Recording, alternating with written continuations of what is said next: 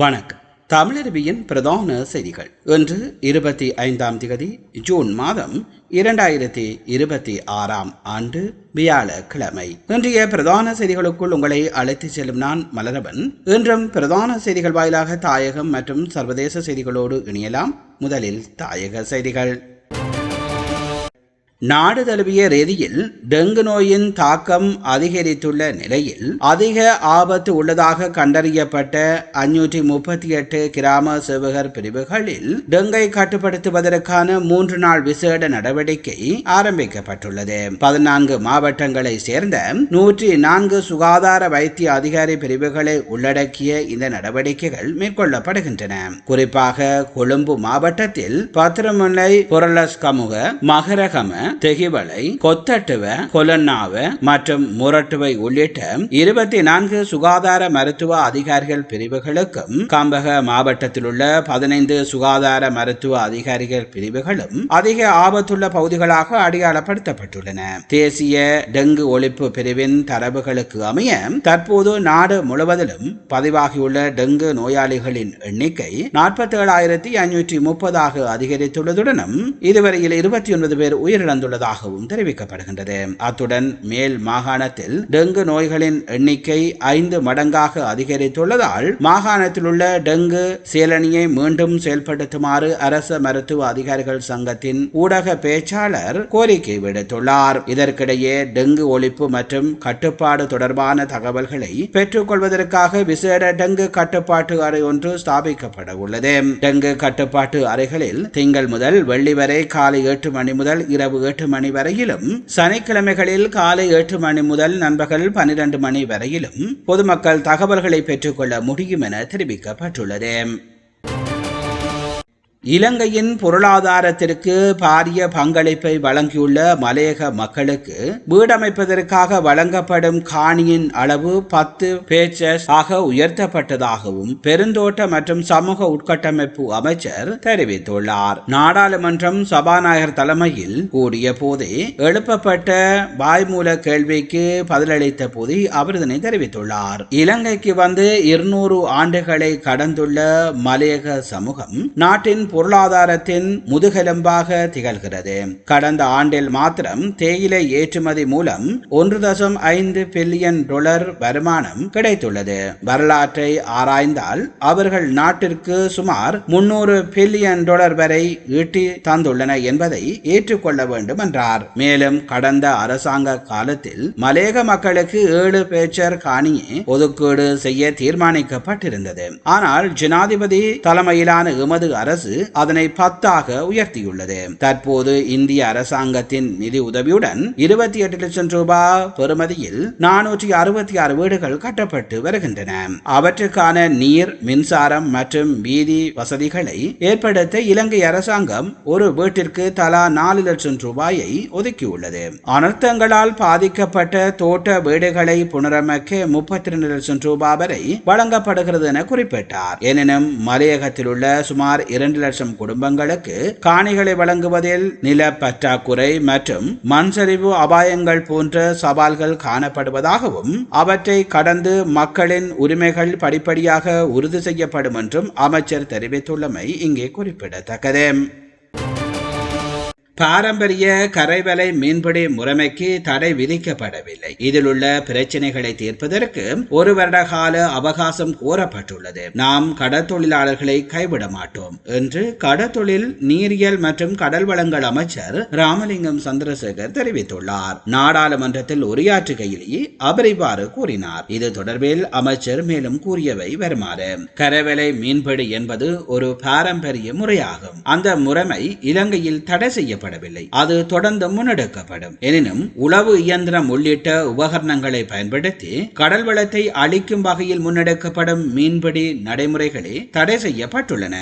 எவ்வித அறிவியல் பூர்வமான ஆய்வுகளும் இன்றி தமக்கு தேவையான விதத்தில் கரைவலை மீன்பிடிப்பில் ஈடுபடுவதற்கு கடந்த காலங்களில் துறைசார் அமைச்சர்கள் அனுமதி வழங்கியமையே கரைவலை மீன்பிடி தொழிலில் பாரிய பிரச்சனைகள் ஏற்பட்டன. அப்பிரச்சனையை தீர்ப்பதற்காகவே கரைவலை மீன்பிடி தொழிலாளர்களுடன் பேச்சு பேச்சுவார்த்தை நடத்தி வருகின்றோம். முதலில் நாம் 2 மாதங்கள் அவகாசம் கோரினோம். ஆனால் அந்த கால எல்லை போதாது என்பதால் அறிவியல் பூர்வமான தீர்வை வழங்குவதற்கு 1 வருட கால அவகாசம் கோரியிருந்தோம். மீனவர்களும் இதற்கு சம்மதம் தெரிவித்துள்ளனர். கடல் வளங்களை நாசமாக்க இடமளிக்க முடியாது. சட்டவிரோத நடவடிக்கைகளையும் அனுமதிக்க முடியாது. நாம் கடற்தொழிலாளர்கள் ஒருபோதும் கைவிட மாட்டோம். பாரம்பரியமான முறையில் கரைவலை மீன்பிடிப்பில் ஈடுபடலாம். அதற்குரிய புதிய முறைமை உருவாக்கப்படும். எனவே தடை செய்யப்பட்ட உபகரணங்களை பயன்படுத்த வேண்டாம். நாம் கால அவகாசம் கோரியுள்ள விடயத்தை வைத்து அரசியல் நடத்தி மீனவர்களை குழப்புவதற்கு எதிர்க்கட்சியினர் முற்படக்கூடாது. அதேவேளை இந்திய மீனவர் பிரச்சனை என்பது நீண்ட நாள் பிரச்சனையாகும். பிரச்சனையை தீர்ப்பதற்குரிய நடவடிக்கைகளும் எடுக்கப்பட்டு வருகின்றன. இதன் காரணமாக தற்போது எல்லை தாண்டல்கள் குறைவடைந்துள்ளன என்றும் அவர் தெரிவித்துள்ளமை இங்கே குறிப்பிடத்தக்கது.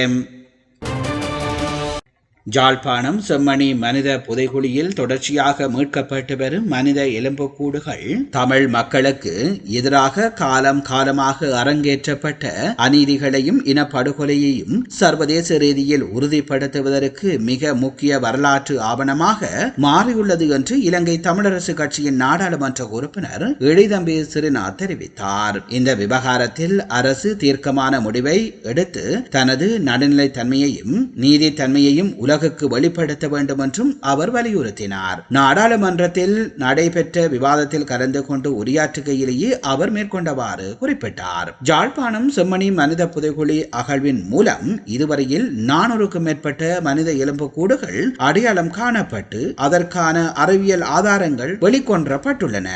நீதி அமைச்சின் பூரண அனுசரணையோடு இந்த உண்மைகளை வெளிக்கொண்டு வருவதற்கு தற்போதைய அரசு எடுத்துள்ள முதற்கட்ட நடவடிக்கைகளுக்கு நாங்கள் நன்றியை கூறிக்கொள்கின்றோம். எனினும் பாதிக்கப்பட்ட மக்களுக்கு உண்மையான நீதியை பெற்றுக் கொடுக்கவும் அதனை மேலும் வலுவுள்ளதாக மாற்றி அமைக்கவும் இலங்கையின் பல்வேறு பகுதிகளில் இரகசியமாக புதைக்கப்பட்டுள்ள மனித எலும்புக்கூடுகளை அடையாளம் காண்பதற்குமான அகழ்வு பணிகளை அரசு உரிய காலத்தில் துரித கதியில் முன்னெடுக்க வேண்டும். காலம் காலமாக தமிழ் மக்களுக்கு எதிராக இழைக்கப்பட்ட அநீதிகளை வெளிச்சத்திற்கு கொண்டு வருவதற்கும் தமிழினம் எதிர்கொண்ட கொடூரமான இனப்படுகொலையை ஆதாரபூர்வமாக உறுதிப்படுத்துவதற்கும் செம்மணியில் மீட்கப்படும் இந்த மனித எச்சங்களை மிக முக்கிய சட்ட ஆவணங்களாக கொண்டு செல்ல வேண்டிய பாரிய பொறுப்பு எமக்கு உள்ளது.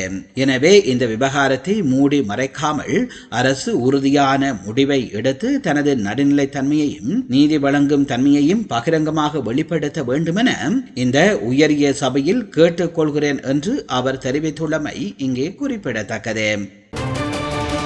நேர்கள் நீங்கள் பார்த்து கொண்டிருப்பது தமிழருவியின் பிரதான செய்திகள் வாயிலாக தாயக செய்திகள். இனி தொடர்ந்தும் இடம்பெறுபவை சர்வதேச செய்திகள். அமெரிக்க அதிபர் ட்ரம்ப் பங்கேற்பதாக இருந்த வெள்ளை மாளிகை மல்யுத்த நிகழ்ச்சி கடந்த 14ஆம் தேதி பிரமாண்டமாக ஏற்பாடு செய்யப்பட்டிருந்தது. உலகமே உற்று நோக்கிய இந்த நிகழ்ச்சிக்கு நடுவே ஒரு பயங்கரவாத சதித்திட்டம் தீட்டப்பட்டிருந்தது ஒட்டுமொத்த அமெரிக்காவையும் உலுக்கியுள்ளது. ஜனாதிபதி ட்ரம்பை குறிவைத்து வெடிகுண்டுகள் நிரப்பப்பட்ட ட்ரோன் விமானங்களை மோதவிட்டு கூட்டத்தில் துப்பாக்கிச் சூடு நடத்த ஒரு கும்பல் இரகசியமாக திட்டமிட்டிருந்தது. இந்த அதிர்ச்சி தகவல் தேசிய புலனாய்வு அதிகாரிகளுக்கு முன்கூட்டியே தெரிய வந்ததால் 5 பேர் கொண்ட கும்பலை அவர்கள் சுற்றி வளைத்து பிடித்துள்ளனர். இந்த நிலையில் இந்த சதி திட்டத்தின் பின்னணியில் தொடர்புடைய மேலும் 2 முக்கிய நபர்களை போலீசார் தற்பொழுது அதிரடியாக கைது செய்துள்ளனர். இதன் மூலம் இந்த வழக்கில் கைது செய்யப்பட்டவர்களின் எண்ணிக்கை 7ஆக உயர்ந்துள்ளதாகவும் போலீசார் தொடர்ந்து விசாரணைகளை நடத்தி வருவதாக தெரிவிக்கப்படுகின்றது.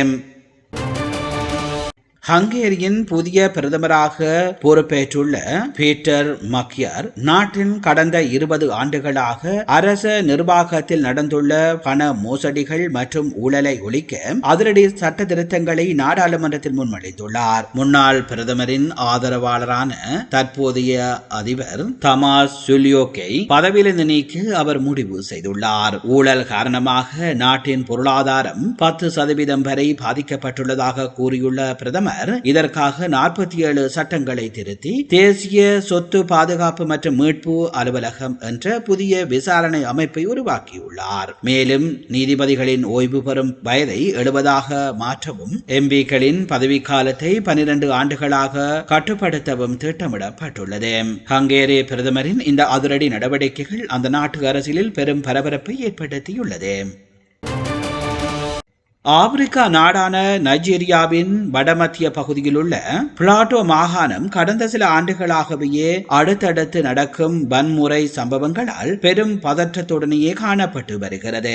ஆயுதமேந்திய பல்வேறு கும்பல்களின் நடமாட்டம் இங்கு கிராமப்புறங்களில் நாளுக்கு நாள் அதிகரித்து வருகிறது. இந்த நிலையில் அங்குள்ள போக்கோஸ் நகரில் ஹாபல் கிராமத்தில் மக்கள் அனைவரும் தங்களது வீடுகளில் அமைதியாக உறங்கிக் கொண்டிருந்தனர். அப்போது நள்ளிரவில் திடீரென்று ஊடுருவிய ஆயுதமே மர்ம கும்பல் ஒன்று கண்மூடித்தனமாக துப்பாக்கி சூடு நடத்தியது. துப்பாக்கி சத்தம் கேட்டு அலறி அடித்து ஓடிய அப்பாவி மக்கள் மீது அந்த பயங்கரவாதிகள் சரமாரியாக சுட்டுள்ளனர். இந்த பயங்கர தாக்குதலில் பெண்கள் உட்பட 20 பேர் சம்பவ இடத்திலேயே இரத்த வெள்ளத்தில் துடிதுடித்து பரிதாபமாக உயிரிழந்தனர். தகவல் தெரிந்து விரைந்து வந்த போலீசார் அக்கும்பலுடன் துப்பாக்கி சண்டையில் ஈடுபட்டதை தொடர்ந்து அவர்கள் காட்டுப்பகுதிகளுக்குள் தப்பியோடியதாக தெரிவிக்கப்படுகின்றது.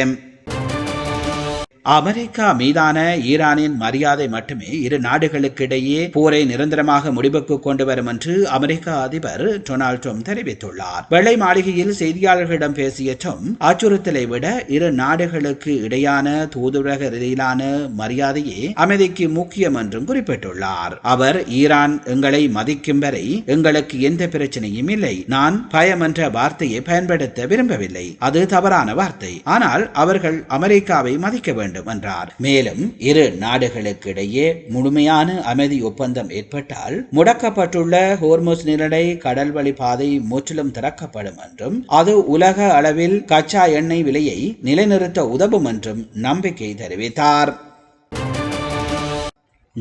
நீங்கள் பார்த்துக் கொண்டிருப்பது தமிழருவியின் பிரதான செய்திகள் வாயிலாக தாயகம் மற்றும் சர்வதேச செய்திகள். தாயகம் மற்றும் சர்வதேச செய்திகள் இத்துடன் நிறைவு பெறுகின்றன. செய்திகள் தொடர்பான உங்கள் கருத்துக்களை கீழே பதிவு செய்யுங்கள். அத்தோடு எமது சேனலை உங்கள் உறவுகள் நண்பர்களுக்கும் தெரியப்படுத்தி அவர்களையும் இணைத்துக் கொள்ளுமாறு கேட்டுக்கொள்வதோடு தொடர்ந்தும் தமிழருவியோடு இணைந்திருங்கள். மீண்டும் இன்னும் ஒரு பிரதான செய்திகள் வாயிலாக சந்திக்கின்றேன். அதுவரையில் நன்றி, வணக்கம்.